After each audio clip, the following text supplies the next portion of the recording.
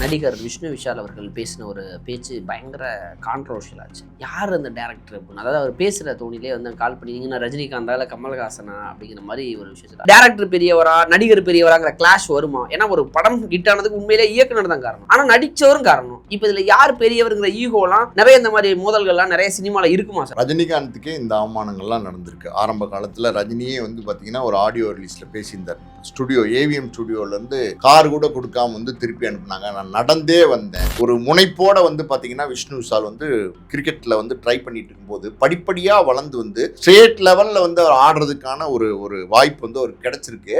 அந்த காலகட்டத்தில் பார்த்தீங்கன்னா உனக்கு என்ன வாழ்க்கையில் வந்து ஜெயிச்சு காமிக்கணும், பெரிய பிரபலமா வரணும், செலிபிரிட்டியா வரணும், எல்லாருக்கும் தெரிஞ்சாலா வரணும். கிரிக்கெட்ல வந்து நீ முயற்சி பண்ண, நல்ல கிரிக்கெட் ஆடுற, பட் இந்த சூழ்நிலை காரணமா சில பிரச்சனைகள் உடல் ரீதியா இருக்குன்னும் போது நீ ஏன் வந்து சினிமா ட்ரை பண்ணக்கூடாதுன்னும் போது தான் சினிமா ட்ரை பண்ண ஆரம்பிச்சிட்டாரு. இந்த துறையில நம்ம ஜெயிச்சு வரணும் அப்படிங்கிற ஒரு வெறியோட வைராக்கியத்தோட முயற்சி பண்ணியிருக்காரு. அப்படி கிடைச்சதுதான் இந்த வெண்ணிலா கபடி குழு. குடும்பத்தில் அவருக்கு ஏற்பட்ட ஒரு சரிவா டைவர்ஸ் ஆனது, இதெல்லாம் அவருடைய வாழ்க்கையில பின்னோக்கி இழுத்தது. அது தவறான பழக்கம் கூட போயிட்டேன், அதுக்கப்புறம் நான் அதுலேருந்து வெளியில் வரைக்கும் ரொம்ப கஷ்டப்பட்டேங்கிற மாதிரியும் அவர் அதுலேருந்து மீண்டு வந்த கதையும் கொடுத்து அவர் நிறைய பேசியிருக்கிறார் இல்லையா? அது ஒரு சர்ச்சைகள்லாம் அவர் மீது வந்தது உண்டு. என்ன நடந்தது, என்ன விபத்து அது? காதலிச்சு தான் திருமணம் பண்ணாரு. ஆனாலும் பல காதல் திருமணங்கள் தோல்வியில முடிகிறது உண்டு. அந்த மாதிரி வந்து ஒரு குழந்தை, ஒரு ஆண் குழந்தை இருக்கு விஷ்ணு விஷாலுக்கு, ஆரியன் நினைக்கிற ஒரு பேரு. அதுக்கப்புறம் கணவனுக்கும் மனைவிக்கும் பிரச்சனையினால அவர் வந்து டைவர்ஸ் ஆனாரு. அந்த நேரத்தில் பெருசா பேசப்பட்டது. அந்த நேரத்தில் பாத்தீங்கன்னா ஒரு பேரு சென்னைக்கு வராரு, மறைக்காயர். யார் இவர்? அரண்நாடு நேயர்களுக்கு அன்பு வணக்கம். இன்னைக்கு நம்மளோட பாலாஜி உருவு சார் இருக்காரு. சார் வணக்கம். வணக்கம். சமீபத்தில் நடிகர் விஷ்ணு விஷால் அவர்கள் பேசின ஒரு பேச்சு பயங்கர கான்ட்ரவர்ஷியல் ஆச்சு. யார் அந்த டேரக்டர் அப்படின்னு, அதாவது அவர் பேசுகிற தோணிலே வந்து கால் பண்ணி நீங்கள் ரஜினிகாந்தா இல்லை கமல்ஹாசனா அப்படிங்கிற மாதிரி ஒரு விஷயத்தில் அவர் ஒன்று பதிலுக்கு நானும் எனக்கு ட்ரிகர் ஆயிடுச்சு, நீங்கள் என்ன சங்கர் சாரால மணிரத்னமா அப்படின்னு சொல்லி கேட்டேன்னு சொல்லிட்டுருந்தார். ஸோ அப்போ அவர் சொல்லும்போது இப்போ இத்தனை படங்கள் நடித்த ஒரு நடிகர்களுக்கே இந்த நிலமை தானே, இப்படி தான் இருக்குமா அப்ரோச்சு? ஏன்னா ஷூட்டிங் ஸ்பாட்டில் அடிக்கிற வீடியோக்கள் நடிகர்கள் வந்து இப்போ உச்சத்தில் இருக்கிறாங்க அப்படிங்கும்போது அவங்க பண்ணுற ஆட்டிடியூடுங்கிறது வேறு. இனிஷியல் ஸ்டேஜில் வரும்போதே இப்படி தான் துன்புறுத்தப்படுவார்களா? பேச்சுலேருந்து எல்லாமே மரியாதையெல்லாம் இல்லாமல் ஒரு தோட்டம் தான் அவங்களுக்கு இருக்குமா? இது டேரக்டர் பெரியவரா நடிகர் பெரியவராங்கிற கிளாஷ் வருமா? ஏன்னா ஒரு படம் ஹிட் ஆனதுக்கு உண்மையிலே இயக்குனர் தான் காரணம், ஆனால் நடித்தவரும் காரணம். இப்போ இதில் யார் பெரியவருங்கிற ஈகோலாம் நிறைய இந்த மாதிரி மோதல்கள்லாம் நிறைய சினிமாவில் இருக்குமா சார்? பொதுவாக நிறைய இந்த மாதிரி மோதல்கள்லாம் இருக்கும். ரஜினிகாந்துக்கே இந்த அவமானங்கள்லாம் நடந்திருக்கு. ஆரம்ப காலத்தில் ரஜினியே வந்து பார்த்தீங்கன்னா ஒரு ஆடியோ ரிலீஸில் பேசியிருந்தார். ஸ்டுடியோ ஏவிஎம் ஸ்டுடியோலேருந்து கார் கூட கொடுக்காம வந்து திருப்பி அனுப்புனாங்க, நான் நடந்தே வந்தேன். அப்போ தான் வந்து 16 வயது நிலை வந்துருந்துச்சு.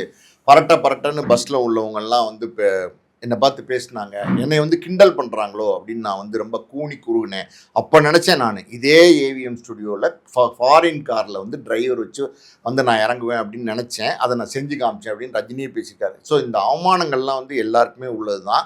ஏன் நம்ம முதலமைச்சர் விஜய் அவர்கள் ஆரம்பத்தில் நடிக்க வந்தப்போ நிறைய விமர்சனங்களை கடந்து தான் வந்தார். ஒரு பிரபல பத்திரிகை அவரை பற்றி எழுதின விமர்சனம்லாம் பார்த்தீங்கன்னா அன்னைக்கெலாம் ரொம்ப பெருசாக பேசப்பட்டது. அந்த மாதிரி இந்த விமர்சனங்களை எல்லாம் கடக்காமல் யாராலையும் வர முடியாது. விஷ்ணு விஷாலை பொறுத்த வரைக்கும் பார்த்தீங்கன்னா பேசிக்கலாக வந்து ஒரு கிரிக்கெட்டர். அவர் வந்து ரொம்ப கிரிக்கெட் ஆர்வம் உள்ளவர். பல இடங்களில் பார்த்தீங்கன்னா பல கிரிக்கெட் விளையாட்டுகள் டோர்னமெண்ட்லாம் போய் கலந்துருக்காரு, கிராமங்களில் போய் விளையாண்டுருக்காரு. ஸோ அவருடைய முழுக்க பார்த்தீங்கன்னா ஒரு கிரிக்கெட்டாக வரணும் அப்படின்னு தான் அவர் ஆசைப்பட்டிருக்காரு. அவர் அந்த முயற்சி அப்படின்னும் போது அது கடுமையான உழைப்பு. கிரிக்கெட் ஆடுறதுங்கிறது உடல் உழைப்பு, தூங்க முடியாது, அது ஒரு கான்சென்ட்ரேட் பண்ணணும், ப்ராக்டிஸ் பண்ணணும், எல்லாமே இருக்கும். ஸோ அதை வந்து அதில் நம்ம ஒரு பெரிய ஆளாக வரணும், நம்ம ஒரு சச்சின் டெண்டுல்கர் மாதிரி வரணும் அப்படிங்கிற மாதிரி ஒரு முனைப்போட வந்து பார்த்தீங்கன்னா விஷ்ணு விஷால் வந்து கிரிக்கெட்டில் வந்து ட்ரை பண்ணிட்டு இருக்கும்போது படிப்படியாக வளர்ந்து வந்து ஸ்டேட் லெவலில் வந்து அவர் ஆடுறதுக்கான ஒரு வாய்ப்பு வந்து அவருக்கு கிடைச்சிருக்கு. அந்த காலகட்டத்தில் பார்த்தீங்கன்னா தொடர்ந்து கிரிக்கெட் விளையாடும் போது என்ன ஆகணும், எந்த தொழிலையுமே நீங்கள் வந்து ஜெயிக்கணுங்கிற ஒரு வைராக்கியத்தோட கடுமையான முனைப்போட நீங்கள் வந்து உழைப்பு போடும்போது மனசும் சேர்ந்து அதில் உழைக்கும். ஸ்ட்ரெஸ்ன்னு சொல்லுவாங்க. அந்த ஸ்ட்ரெஸ்னால எப்படின்னா அவருக்கு வந்து கிராக் ஆயிருக்கு, காலில் வந்து கிராக் ஆயிருக்கு, எலும்பில் வந்து சின்ன கிராக், அதாவது வந்து எலும்பு முறிவு வேற, சின்ன கிராக், ஏர்லைன் கிராக்னு சொல்லுவாங்க. அதெல்லாம் எப்படின்னா ஸ்ட்ரெஸ்னால கூட சில நேரங்களில் வரும். இதெல்லாம் வந்து மருத்துவத்தில் சாத்தியம். அப்படி இருக்கும்போது கடுமையான கால்வலி வந்திருக்கு. ஸ்டேட் லெவலில் ஆடுறதுக்கு செலக்ட் ஆன காலகட்டத்தில் டாக்டர்கிட்ட போய் பார்த்துருக்காரு. டாக்டர் சொல்லியிருக்காரு, சார் தம்பி உங்களுக்கு வந்து கிராக் ஆகிருக்கு 2 கால்லையுமே, நீங்கள் வந்து ஒரு குறைஞ்சது ஒரு 6 மாதமாவது ரெஸ்ட் எடுக்கணும்னு சொல்லியிருக்காரு. அப்புறம் டாக்டர் சொல்லியிருக்காரு, இந்த கிரிக்கெட் தான் உங்களுடைய ஆம்பிஷன் அப்படின்னா அதில் தான் நீங்கள் பெரிய ஆளாக வரணும் அப்படின்னு நினச்சிங்கன்னா உங்களுக்கு இந்த மாதிரி ஒரு பிரச்சனை இருக்கிறதுனால இது கொஞ்சம் கடினமான உழைப்பு, அதில் நிறைய பிரச்சனைகள் உங்களுக்கு வரக்கூடும் அப்படின்னு சொல்லியிருக்காரு. ஸோ அந்த ஸ்டேட் லெவல் கிரிக்கெட் போட்டியில் அவரால் விளையாட முடியல, ஒரு 6 மாதம் ரெஸ்ட் எடுக்க வேண்டிய ஒரு காலகட்டம் இருந்தது. அந்த நேரத்தில் தான் பார்த்தீங்கன்னா நிறையா வந்து படங்கள் பார்த்துருக்காரு. அதாவது வந்து டிவியில் வந்து நிறைய படங்கள் பார்த்துருக்காரு. எல்லா விதமான படங்கள், ஆங்கில படங்கள்லேருந்து தமிழ் படங்கள்லேருந்து பல படங்களை பார்க்கும்போது ஒரு சில படங்கள் வந்து ஒரு அட்ராக்ட் பண்ணியிருக்கு. நல்லா இருக்கே சினிமா. அது வரைக்கும் சினிமாவில் ஒரு ஆர்வமே கிடையாது, சினிமா மோகமே அவருக்கு கிடையாது, சினிமா வாடையே அவருக்கு கிடையாது. ஏன்னா அவங்க அப்பா வந்து பார்த்தீங்கன்னா ஒரு ஏடிஜிபி, அவர் வந்து ரமேஷ் குடவாலா அப்படின்னு சொல்லி ரொம்ப பாப்புலரான ஒரு போலீஸ் ஆஃபீஸர், ஒரு கான்வென்ட்டில் படித்த ஒரு பையன். பெருசாக சில பேருக்கு சினிமா மேலே நாட்டம் இல்லாமல் இருக்கும், அது இயல்பாக உள்ளது தான்.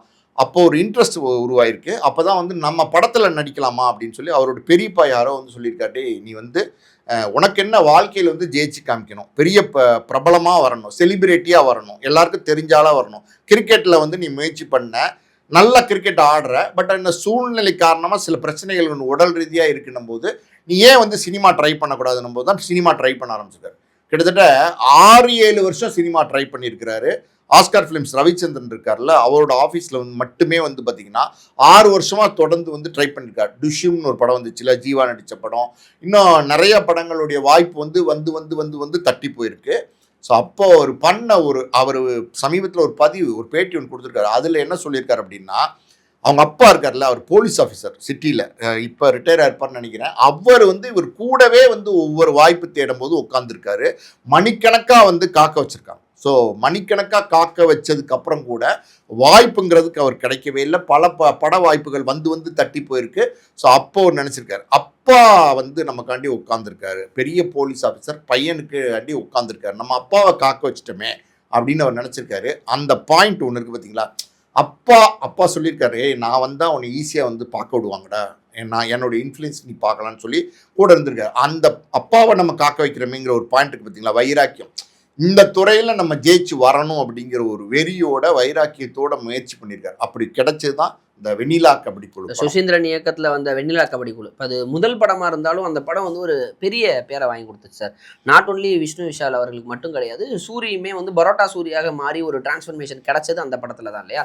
ஸோ இப்போ அந்த படத்துலேருந்து அவரோட கெரியர் கிராஃப் இருக்குல்ல. இப்போ இன்றைக்கி தமிழ் திரையுலகில் நிறைய ஹீரோக்கள் இருப்பாங்க, முன்னணி ஹீரோக்கள் டயர் பிரிக்கலாம். ஆனால் இந்த மாதிரியான ஹீரோக்கள் இப்போ விஷ்ணு விஷால் மாதிரியோ ஒரு ஜெய் மாதிரியோ ஒரு ஆக்டர் வந்து நல்ல படங்கள் கொடுத்தாலும், நல்ல ஒரு ஹிட்டு கொடுத்தாலும், ஆனால் அவங்களுக்கான ஒரு நிலையான அங்கீகாரம் இல்லை. ஒரு 100 கோடி படம் கொடுக்குறவங்க கிடையாது, ஆனால் அதே சமயம் லாஸான படம் கொடுக்குறவங்க ஒரு டீசெண்டான படம் கொடுக்குறாங்கல்ல.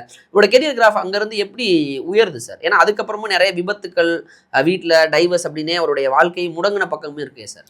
விஷ்ணு விஷாலை பொறுத்த வரைக்கும் பார்த்தீங்கன்னா, நீங்கள் சொன்ன மாதிரி பார்த்தீங்கன்னா வெண்ணிலா கபடி குழு வந்து ஒரு பெரிய பேரை கொடுத்துச்சு. நான்லாம் அந்த படம் பார்த்துட்டு இந்த பையன் ஏதோ மதுரை பக்கத்துலேருந்து வந்த பையனாக இருப்பானோ அப்படின்னு நினச்சேன். அந்த அளவுக்கு வந்து பார்த்தீங்கன்னா கேரக்டரோட இன்வால்வ் ஆகி நடிச்சிருந்தாரு. ரொம்ப அந்த எப்படி சொல்கிறது, நம்ம சவுத் இண்டியன் ஃபேஸ் அவருக்கு. அதுக்கப்புறம் அடுத்தடுத்து விஷ்ணு விஷாலுக்கு நிறைய படங்கள், அது வெற்றி படமானதுனால அடுத்து நிறையா படங்கள் வந்தது. ஒரு சுசீந்திரன் டைரக்ஷன்லேயே பார்த்தீங்கன்னா ஜீவான்னு ஒரு படம் பண்ணார், அது ஒரு வெரைட்டியான படம். அதுக்கப்புறம் பார்த்தீங்கன்னா மாவீரன் கிட்டுன்னு ஒரு படம் பண்ணார், அதெல்லாம் ரொம்ப டிஃப்ரெண்ட்டாக இருக்கும். ஸோ இந்த கதை தேர்வு நீங்கள் ஆரம்பத்துலேருந்து பார்த்தீங்கன்னா அந்த கதைக்கு முண்டாசுப்பட்டின்னு ஒரு படம் பண்ணார். ஸோ வழக்கமான ஒரு ஹீரோ, அது ஒரு பொதுவாக பார்த்தீங்கன்னா இந்த மாதிரி இளைஞர்களாக சினிமாக்குள்ளே வந்து முதல் படம் ஹிட் அடிக்கும்போது என்னென்னா அடுத்தடுத்து கமர்ஷியல் படங்கள் தேர்ந்தெடுப்பாங்க, காதல் படங்கள் தேர்ந்தெடுப்பாங்க, ஒரு ஜேர்னர் படங்கள் தான் தேர்ந்தெடுப்பாங்க. ஆனால் இவர் வந்து அவருடைய தேர்வு வந்து ரொம்ப வித்தியாசமாக இருந்தது. அன்னைக்கு வந்து நிறைய அவருடைய படங்கள் வந்து கவனித்து பார்க்கப்பட்டது. குறிப்பாக சொல்லணுன்னா சீனு ராமசாமி இப்போ டைரக்ட் பண்ண நீர்ப்பறவை பார்த்தீங்கன்னா ரொம்ப சூப்பராக இருக்கும். அது வந்து ஒரு கடற்கரை பேக்ட்ராப்பில் அந்த அந்த கதாபாத்திரம்லாம் பார்த்தீங்கன்னா நடிச்சிருந்த விதம் இருக்குது பார்த்தீங்களா, நடித்த மாதிரியே இருக்காது, அவ்வளோ தெளிவாக அவ்வளோ பிரமாதமாக பண்ணியிருப்பார். நல்ல நடிகன். ஆக்சுவலி பார்த்தீங்கன்னா விஷ்ணு விஷால் வந்து நல்ல நடிகன். பொதுவாக பார்த்தீங்கன்னா இந்த மாதிரி நல்ல நடிக்கிற டேலண்ட் உள்ளவங்களுக்கு எப்போவுமே போராட்டங்கள் இருக்கும். கமலஹாசனே நீங்கள் எடுத்துங்களேன், ரஜினிகாந்தா கமலஹாசனா 2 பேரும் போட்டி நடிகர்களாக வந்தாங்க. ஆனால் சூப்பர் ஸ்டார் அப்படின்னா அப்படி தலையை கோதி விடுறது, லுக்கு, ஸ்டைலு, இதிலே வந்து ரஜினி வந்து ஸ்கோர் பண்ணிட்டு போயிட்டார். ஆனால் கமலஹாசன் பாருங்கள் பலவிதமான பரிச்சயத்தமான படங்கள்லாம் நடிப்பார். குணாலிருந்து அபய் சண்முகிலிருந்து பல படங்கள் நம்ம கமலஹாசன், சிற்பிக்கல் முத்து எல்லாம் சொல்லலாம்.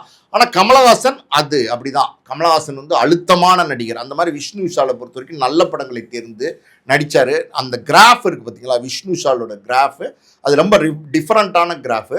ஏற்ற இறக்கங்கள் இருக்கும். இந்த மாதிரி நடிகர்களுக்கு ஏற்ற இறக்கங்கள் இருக்கும். ஆனாலும் அந்த நடிகர் விஷ்ணு விஷால் அப்படின்னு சொன்னால் ரசிகர்கள்கிட்ட வந்து ஒரு ஒரு மதிப்பு இருக்கும், ஒரு பதிவு இருக்கும். நல்லா நடிப்பார்ப்பா இவர், நல்ல நடிகையா இவர், அந்த பதிவு வந்து விஷ்ணு விஷால் ஏற்படுத்தியிருக்கார் தமிழ் திரையுலகத்தில் அப்படின்றது நம்ம மறுக்கவே முடியாது.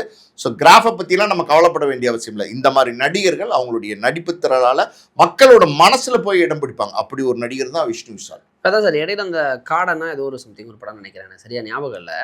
கொஞ்சம் ஆக்சிடென்ட் ஆகி நிறைய அந்த ஸ்பைனல் கார்டெலாம் போய் நிறைய தண்டுவடமே வந்து நரம்பியல் சார்ந்த பிரச்சனையில் அவதிப்பட்டார். அதே சமயம் தான் குடும்பத்தில் அவருக்கு ஏற்பட்ட ஒரு சரிவாக டைவர்ஷன் ஆனது. இதெல்லாம் அவருடைய வாழ்க்கையில் பின்னோக்கி இழுத்தது. அது தவறான பழக்கம் கூட போயிட்டேன், அதுக்கப்புறம் நான் அதுலேருந்து வெளியில் வரைக்கும் ரொம்ப கஷ்டப்பட்டேங்கிற மாதிரியும் அவர் அதுலேருந்து மீண்டு வந்த கதையும் கொடுத்து அவர் நிறைய பேசியிருக்கிறார் இல்லையா. அது ஒரு சர்ச்சைகள்லாம் அவர் மீது வந்தது உண்டு.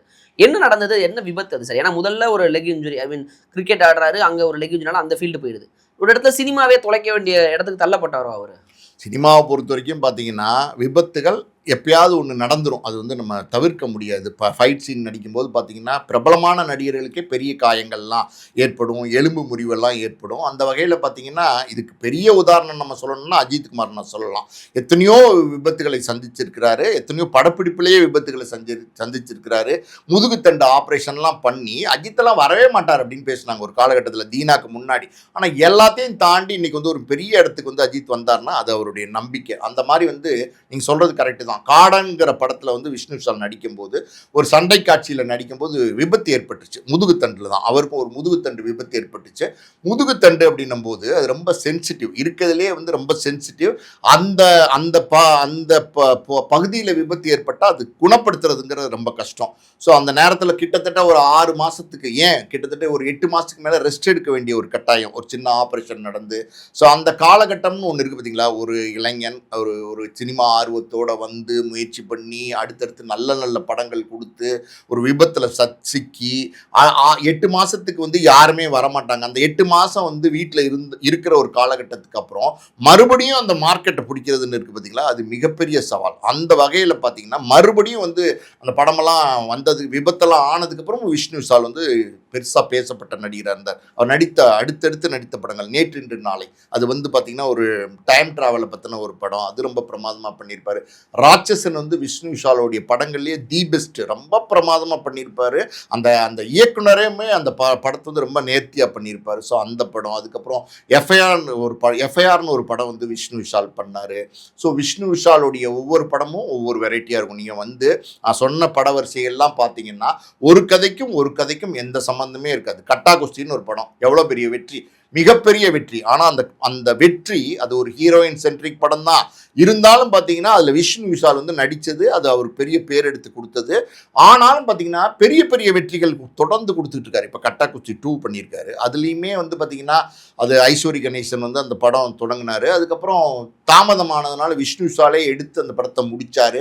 ஸோ இதெல்லாம் இருந்தது. இன்றைக்கி ரிலீஸ் 2மே ரிலீஸ்க்கு ரெடியாக இருக்குது. 2மே ரொம்ப பிரமாதமாக வந்திருக்கு.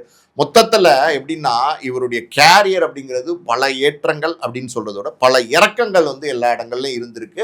ஸோ எல்லாத்தையுமே கடந்து வந்து பார்த்தீங்கன்னா ஒரு நல்ல நடிகராக வந்து பேசப்படுறார் லால் சலாம் விஷ்ணு விஷால். ஆனால் அவரோட படம் மாதிரியே ப்ரொஜெக்டே ஆகாது. அவர் தான் மெயின் ரோல் பண்ணியிருப்பாரு. ஆனால் அவரும் ஒரு ரோல் பெரிய ரோல் தான் சார். ஆனால் அவர் படம் மாதிரியே இருக்காதுல்ல சார் அந்த படம். அப்படிதான் எடுத்துகிட்டு போயிட்டாங்க. ரஜினி அப்படின்னும் போது ரஜினிக்கு கீழே ரஜினி வந்து கேமியோ வந்தாலும், ரஜினி கேமியோவா வந்தாலும் அது ரஜினி படம் தான். அது வந்து ஒன்றுமே பண்ண முடியாது, தவிர்க்க முடியாது. அந்த மாதிரி வந்து பார்த்தீங்கன்னா விஷ்ணு விஷால் தான் அதில் வந்து மெயினாக நடிச்சிருந்தாரு. அவருக்கு வர வேண்டிய பேர் புகழ் எல்லாம் அப்படின்னா ரஜினிங்கிற ஆலமரம் வேர் வந்து உறிஞ்சிருச்சு. அவருக்கு அதில் ஒன்றுமே பேரும் புகழும் கிடைக்கல. ஸோ அடுத்து விஷ்ணு விஷால் பண்ண படங்கள் எல்லாமே நல்ல படங்கள் தான். ஆரியன் ஒரு படம் சென்ற வருடம் வந்தது. வித்தியாசமான படங்களை தேர்ந்தெடுத்து நடிக்கக்கூடிய ஒரு நடிகர். எப்போவுமே கான்ஃபிடெண்ட்டாக இருப்பாங்க. நீங்கள் சொன்னீங்க அந்த கேள்வியை நம்ம மிஸ் பண்ணிட்டோம். அவருக்கு குடும்ப வாழ்க்கையிலே நிறைய பிரச்சனைகள் வந்தது. காதலிச்சு தான் திருமணம் பண்ணார். ஆனாலும் பல காதல் திருமணங்கள் தோல்வியில் முடிகிறது உண்டு. அந்த மாதிரி வந்து ஒரு ஆண் குழந்தை இருக்குது விஷ்ணு விஷாலுக்கு, ஆரியன் நினைக்கிற ஒரு பேர். அதுக்கப்புறம் கணவனுக்கும் மனைவிக்கும் பிரச்சனையினால் அவர் வந்து டைவர்ஸ் ஆனார். அந்த நேரத்தில் பெருசாக பேசப்பட்டது. அந்த நேரத்தில் பார்த்தீங்கன்னா அவர் ஒரு மன உளைச்சல். எப்போவுமே அப்படின்னா ஒரு திருமண பந்தத்துக்குள்ளே போய் அதுவும் காதலிச்சு திருமணம் பண்ணி அந்த பந்தம் உடையுது அப்படின்னும் போது, அது ஒரு குழந்தை வேற இருக்குன்னும் போது அங்கே ஒரு பிரேக்கிங் பாயிண்ட்டு, அதாவது வந்து அங்கேருந்து எந்திரிக்கிறதுங்கிறது ஒரு கஷ்டம். அந்த மாதிரி ஒரு சூழலில் பார்த்தீங்கன்னா நீங்கள் சொன்ன மாதிரி பார்த்தீங்கன்னா தண்ணி அடிக்கிறது, சில கெட்ட பழக்கங்களுக்கெல்லாம் போய் கொஞ்சம் டிப்ரெஷன் ஆகி இருந்த ஒரு காலகட்டம் உண்டு. ஆனால் அதையும் தாண்டி எழுந்து வந்து பார்த்தீங்கன்னா இன்றைக்கி வந்து நல்ல நடிகராக வந்து பல படங்கள் நடிச்சிட்டு இருக்காரு. அடுத்தடுத்து இந்த கட்டா குஸ்தி 2க்காண்டி வெயிட் பண்ணிட்டு இருக்காங்க. கட்டா குஸ்தி 2 ரிலீஸ் ஆயிடுச்சுன்னா பெரிய பெரிய டேரக்டர்கள் வந்து விஷ்ணு விஷால்கிட்ட கதை சொல்லியிருக்காங்க. எப்போவுமே எப்படின்னா ஒரு விஷ்ணு விஷாலை பொறுத்த வரைக்கும் ஒரு காதல் படத்துலையும் நடிக்கலாம், ஒரு ஆக்ஷன் படத்துலையும் நடிக்கலாம், நல்ல நல்ல கேரக்டர் கொடுத்தீங்கனாலும் அதுவும் நடிக்கிறாரு. ஸோ ஒரு ஒரு ஒரு ஒரு அடையாளம்னு சொல்லுவாங்க. சில பேர்லாம் எடுத்துக்கிட்டீங்கன்னா ஒரு ஒரு ஒரு விஷயத்துக்குள்ள போய் நின்றுவாங்க. அவங்கள காதல் தாங்க பண்ண முடியும், ஃபைட் தாங்க பண்ண முடியும். ஆனால் விஷ்ணு விஷாலை எல்லா கேரக்டரும் பண்ண முடியும். ஆனாலும் நீங்கள் சொன்ன மாதிரி பார்த்தீங்கன்னா இந்த முழு அடையாளம் அவருக்கு கிடைக்காம இருக்கு. ஒரு பெரிய வெற்றி படம், ஒரு 50 கோடியை தாண்டியோ, ஒரு 100 கோடியை தாண்டியோ, ஒரு 150 கோடியை தாண்டியோ ஒரு வெற்றி, அது போராட்டம். அது நிச்சயமா அது போராட்டத்துக்கு அப்புறம் என்னைக்காவது ஒரு படம் வந்து பெரிய பிரேக்கிங்கான ஒரு படம் அமையும், அந்த வெற்றி கிடைக்கும். சூர்யாவே வந்து பார்த்தீங்கன்னா ஒரு 400 கோடியை தொடுறதுக்கு ஒரு கருப்பு, அது கிட்டத்தட்ட எத்தனை வருஷம் டிராவல், 30 வருஷத்துக்கு மேலே அது போராட வேண்டி இருந்துச்சு. அந்த வெற்றிங்கிறது விஷ்ணு விஷாலுக்கு நிச்சயம் கிடைக்கும். அந்த சினிமா உலகத்தில் அவருக்கு ஒரு பேரு புகழ் அப்படிங்கிறது அது நிலைச்சு நிற்கிற அளவுக்கு ஒரு நல்ல நடிகர். அதான் சார், இப்போ ஒரு 50 கோடி 60 கோடிகளை தொட்டாலும் இப்போ ராஜேஷ் சர்மாவோட படங்கள் பெரிய வெற்றியாக இருந்தாலும் ஒரு 100 கோடியை தாண்டி ஒரு பெரிய படங்களை 150 கோடி அந்த மாதிரி ஒரு பெரிய மேசிவ் ஹிட் தொடர்ந்து தரக்கூடிய நடிகராக இல்லாட்டியும் கதை தேர்வில் அவருக்குன்னு ஒரு இடத்த பிடிச்சிருக்கிறாரு. இனிமேல் கால் முறிவில் ஆரம்பித்து கல்யாண முறிவு வரைக்கும் வந்தாலும் அந்த கலைத்துறையின் மீது கொண்ட ஈடுபாடால் அடுத்தடுத்து இப்போ கட்ட குஸ்தி 2 வரைக்கும் வந்திருக்கிறாரு.